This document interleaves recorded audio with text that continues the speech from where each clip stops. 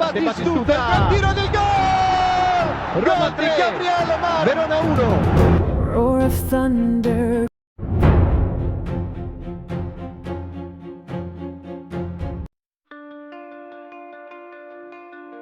Paulo Dybala tidak akan hadir hari ini dalam pertandingan persahabatan melawan Montepascato, dan ketersediaannya untuk pertandingan melawan Juventus akan ditentukan dalam beberapa hari mendatang. Sementara itu, Stefan El Shaarawy terus menjalani pemulihan dan diperkirakan akan segera kembali.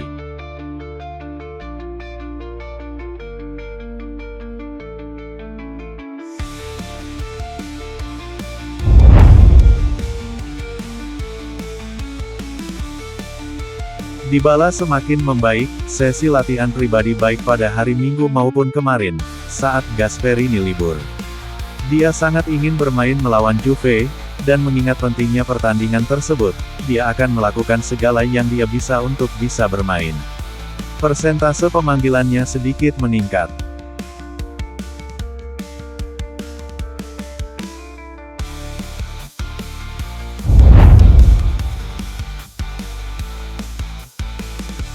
Ozan Muhammad Kabak, lahir tanggal 25 Maret tahun 2000, adalah pemain sepak bola profesional Turki yang bermain sebagai bek tengah untuk klub Bundesliga TSG Hoffenheim dan tim nasional Turki.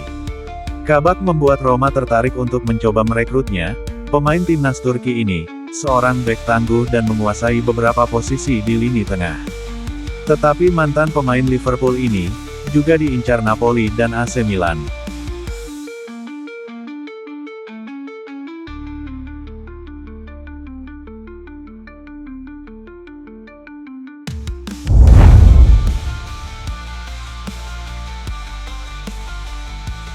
Laga Atalanta vs Napoli memakan korban. Sumber, La Gazzetta dello Sport. Insiden mengejutkan terjadi di Italia dalam laga Napoli. Seorang pria berusia 40 tahun begitu marah dan terus memaki wasit setelah keputusan VAR membatalkan penalti untuk Napoli dalam pertandingan melawan Atalanta. Sang istri, 35 tahun, mengira umpatan tersebut ditujukan kepadanya. Ia kemudian berteriak balik hingga terjadi pertengkaran hebat di antara keduanya. Situasi semakin tak terkendali ketika sang istri mengambil beberapa pisau dapur.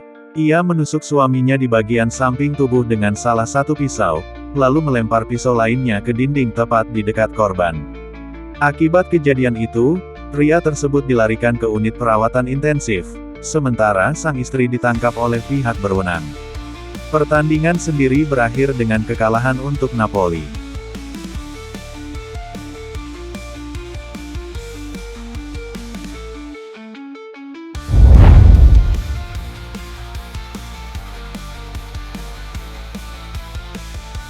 Juventus terancam dua pilar penting absen. Sumber, Il Romanista. Kabar kurang baik datang dari kubu Juventus jelang duel panas di Olimpico. Pelatih Luciano Spalletti masih belum yakin dengan komposisi skuadnya karena dua pemain kunci berada dalam kondisi meragukan. Gleison Bremer mengalami cedera otot muscle strain, sementara Kenan Yildiz dibekap masalah pada pergelangan kaki betis. Keduanya terancam absen tidak hanya untuk laga Liga Champions, tetapi juga pertandingan penting hari Minggu melawan Roma di Stadion Olimpico. Situasi ini tentu bisa memengaruhi kekuatan Bianconeri dalam laga krusial yang diprediksi berlangsung sengit. Dan tentunya klub kesayangan kita AS Roma diuntungkan dalam hal ini.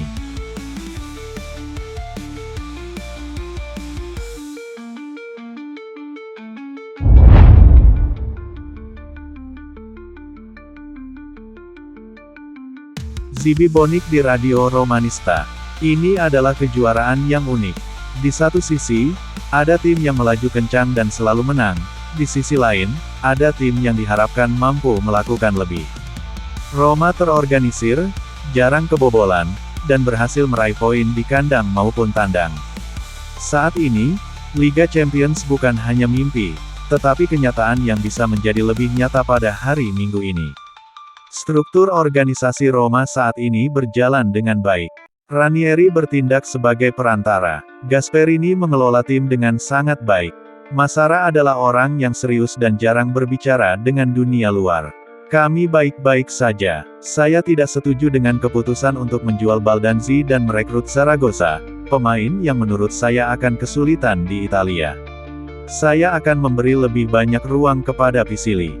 Dia adalah pemain yang, jika bermain sepanjang musim, dapat mencetak 8-12 gol, yang bukan prestasi kecil. Saya melihat Kone kesulitan akhir-akhir ini, dan dia memiliki masalah berat badan, tetapi kita bisa mengharapkan lebih banyak.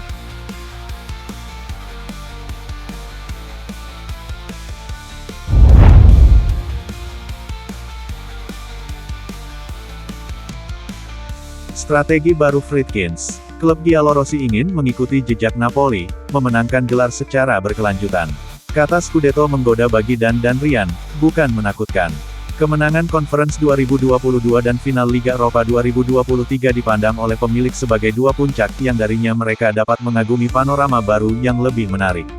Tahun transisi, yang telah dibahas, agar tidak membebani pelatih baru dengan ekspektasi, kata-kata Ranieri, sudah menandai langkah pertama dalam rencana 3 tahun untuk tahun 2025-28 untuk membangun Roma yang berbeda, mudah, berkelanjutan dalam hal pengeluaran dan biaya tenaga kerja, dengan stadion sendiri, mampu menghasilkan keuntungan modal lagi dan, dengan menginvestasikan kembali keuntungan, mampu memantapkan diri di antara elit sepak bola internasional.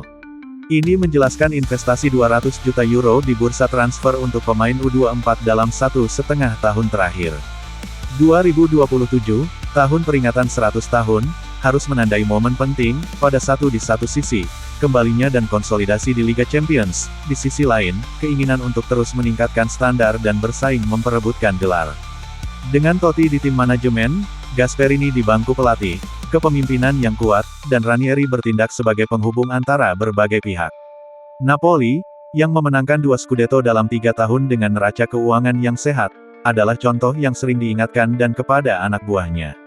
Roma tidak dibangun dalam sehari, tetapi bahkan di sini, pasti mungkin untuk mencapai sesuatu yang hebat.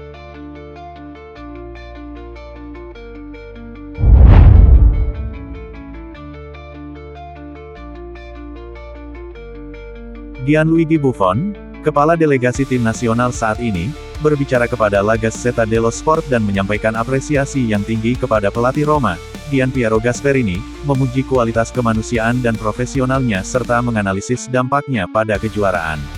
Saya ingin sekali menjadi bagian dari timnya, di timnya, Anda selalu melihat pemain yang sangat profesional dan dewasa. Ada banyak solidaritas di antara mereka. Ada rasa kebersamaan dan berbagi yang nyata, yang saya sukai.